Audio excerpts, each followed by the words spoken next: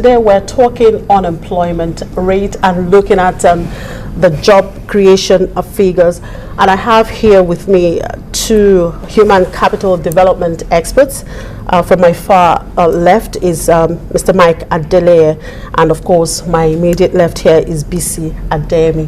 Welcome to the program. Thank you for joining me. Well, just before we go to that conversation, yesterday the president inaugurated a committee on this job creation, and of course 2 days ago we had the statistician general talk about how much jobs have been created first quarter and second quarter of this year. Let's just take a listen to those tracks. Last year, this administration pioneered statistical analysis into the number of jobs created. Accordingly, the Nigerian Bureau of Statistics determined that 1.2 million jobs were created in 2013. Although this is a good start, I'm confident that we can do much better than this. The Presidential Job Board is charged to improve on these figures as its prime mandate, and in so doing rapidly accelerate the pace of job growth in our country by effecting the best strategies to leverage both the public and private sector. Your goal is jobs, and more jobs for our people. Instead of training 100 people and none of them will get a job, train 20 and use the money for the 8 to create employment for these people. Not just how many people you trained, but how many people you have given employment through that training program. So all the departments, that's why I told Chief of Staff that he should invite all agencies of government that are into the business of training, that if you are training, don't just come and tell us we train 1,000 people, 100 people, this. How many of them are either self-employed or are gainfully employed? Of course, that is the task of this board. Their job is how are we going to create jobs for the people? And these departments of government that are into the business of training must work with them.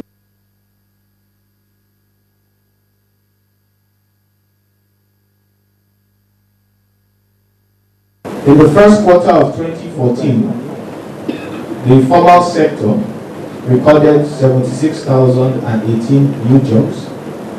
The informal sector recorded 158,894 new jobs, while the public sector recorded 5,959 new jobs. This represents a decrease of 10.3% from the previous quarter, which recorded 265,702 jobs. That's Q4 2013. It's also lower than the 431,021 jobs that was created in the corresponding quarter in 2013. In the second quarter of 2014, the formal sector recorded 78,755 new jobs. The informal sector, 175,786 jobs, while the public sector recorded 4,812 new jobs. Accordingly, the total number of jobs for the second quarter 2014 was 259,353 jobs. Well, that was the statistician general, and of course the president, Goodluck Jonathan, talking about job creation. Statistician general talked about the figures, the number of jobs created within the 6 months of this year. And I still have here with me these two gentlemen, human capital development experts, Mike Adeleye and BC Adeyemi. Well, thank you very much. Well, I'm sure you listened. Let's start with the president's speech. Well, I would say a good one there. Well, he noted that in 2013, about 1.2 million jobs were created. And of course, in inaugurating that committee, he says that instead of training about 100 persons and then you don't get to give them jobs, so you train 20 and use the money to, well, I don't know, what's your take on that? Thank you very much. I think I'll give credit to the President because I think we're going back to basics now. The question that I have is he's obviously tackling the issue as it comes. Now, the issue or the question where he says instead of training this number of people, train some and create job for the other. The training in question is what we should be looking at. What sort of training? What is the quality of training? The training we're providing to these people, is it incommensurate with what the economy needs to grow? Yeah. That should be what we should be talking about. Training is good, fine. I mean, but obviously, are we training the right people for the right job? Is it what we need in the economy that we actually train the people to do? If we begin to look into all those basics, then of course, what he's saying will be much, much accredited. Yabisi, you're trying to say something. Yes, when you look at the reasons for hiring, and that shows that we've not actually created new businesses. So it is not only about training, it's about intentional training. What it's called intentional training? Intentional training is training people to tackle specific challenges. In advanced countries, they have venture designs, like Stanford created Silicon Valley. Something is happening now in Imperial Business College. Now they have innovations institutions. So we should begin to now look at intentional training, not just training to leave people hanging, training to tackle specific challenges in our nation. And you see, the statistics have shown that there are specific areas we are lacking. And you see, we have potentials, but potentials in themselves will not transform into jobs. We need to do something there. Willing leadership. All right. Now, you talked about the reasons for hiring. In fact, it was part of the statistics released by the National Bureau of Statistics. We'll get to that point, but let's look at some of the figures there, talking about new employees for all sectors. That's even first quarter and second quarter, and then looking at what they also, the jobs that were created in 2013. Well, cumulatively, we had the president say 1.2 million. Yeah. But then when we look at the job created between first quarter, second quarter, because the statistician general noted that it actually depreciated. You know, having for quarter one, we have 240,871 jobs created.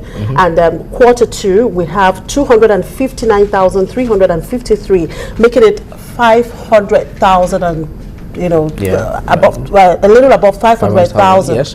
Yeah. So what's the problem? It's as if we're depreciating in terms of this job creation. Absolutely. I think the first issue there is what is the methodology that is being used to calculate these figures in the first place?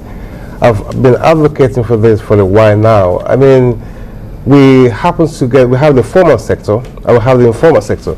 And from what we have in here, the informal sectors have more job creation than the formal sector. Yes. Now, the issue now is, how do you calculate? What is the method being used to calculate? Because for me, I mean, in the West, for example, in the UK, I mean, it's easier to get this figure because you have sectional or community or regional employment or job centers created in every environment, where people that doesn't have job or are looking for a job go there to register. So it's easier for you to calculate these figures. But I think from where these figures have been calculated by the National Bureau of Statistics is simply because of going into the informal sector, so the telecoms, the oil and gas, which is easier to get on the figures. Going back to the informal sectors, I mean, we have huge amount of numbers in there. I mean, even that, I don't think that figure is right for me, because I don't see how you could. But the informal sector are all the businesses that are outside the purview. So are you saying there's an anomaly there? I mean, for me, something having the informal sector generating more jobs. For example, I mean, I'm an employer of labor. Is he going to be able to tell me how many people I've employed in the last 4 years? Now that brings to the question, how do you define an informal business, an informal sector? Well, an informal sector are every businesses that are out of the government purview, that are out of government legislation, like the self-employed, the carpenter out there, the plumber out there, all the market traders and so on and so forth, who doesn't obviously, majority doesn't pay taxes, doesn't fall within the government regulations and so on and so forth. They have little or no structure. Well, according to NBS, absolutely. Businesses that have little or no structure or employs less than 10. Less than 10, absolutely. So obviously, in that sector alone, I mean, you can't even really quantify accurately how many people day in, day out, over the months, over the years, are coming in or are going out. Now, I think the reason why we're having the depreciation in the figures for now is simply because we should be looking into how the government policies are actually affecting these macro businesses.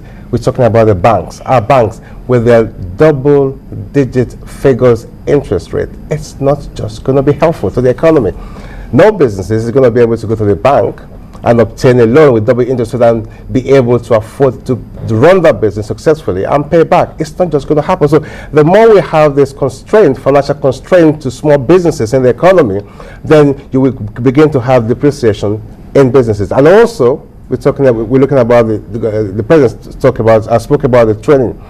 The sort of training we are having, it doesn't commensurate with what the economy actually requires. Well, BC, do you agree with him that the sort of training we are having is not commensurate to what is being required? Yes. One of the things that we should start looking at is we should start looking at manufacturing entrepreneurship, because Nigeria is a country that we eat what we don't produce, and we produce what we don't consume. So I said something about potential. Our potential is in our natural resources, and our potential is in our population. Our population stands between 160 and 170 million. And you see, if we begin to produce for ourselves to eat, to consume alone, that alone in itself will produce jobs for us. But now we have people importing rice. Do you know the value chain that's in rice production? So if you begin to look at that, it's not surprising to see manufacturing coming second and food top that list under that subsector that's manufacturing. So we should begin to look at what are the problems we have in Nigeria. See, they call something the satisfaction gap and creative destruction, and that's how you create jobs, and that's how you create business. What is the satisfaction gap? The satisfaction gap says that this is actually the gaps that we have in our societies. Then how could we create businesses, opportunities to meet those needs? Then when it comes to creative destructions, there are things that are giving us value now. How do we destroy those things and create superior values? So that's the way to go. Now we have things that we're doing now. We have things that I love that policy of the car manufacturing in Nigeria, because if that starts fully, that produces a lot of jobs for us. So that's one. Then another thing is that no, but if you say that, how many people are trained really to do that? Or do we have to get expatriates? Yes. That brought me to two things. When you look at the statistics, the figures, the sectors that produce the least are the telecos, the gas plants, the electricity, and the likes. And these are the sectors that have consumed the heaviest investment in Nigeria. What has happened? What has happened is that we've not developed capacities. Because jobs, you see, it's just like they said, matter or something like it's not destroyed. It is not. It's either transfer somewhere else. That's science now. Go ahead. But what that means that something has happened. Our jobs have gone to the foreigners. And that's why Nigerians will need to begin to be competitive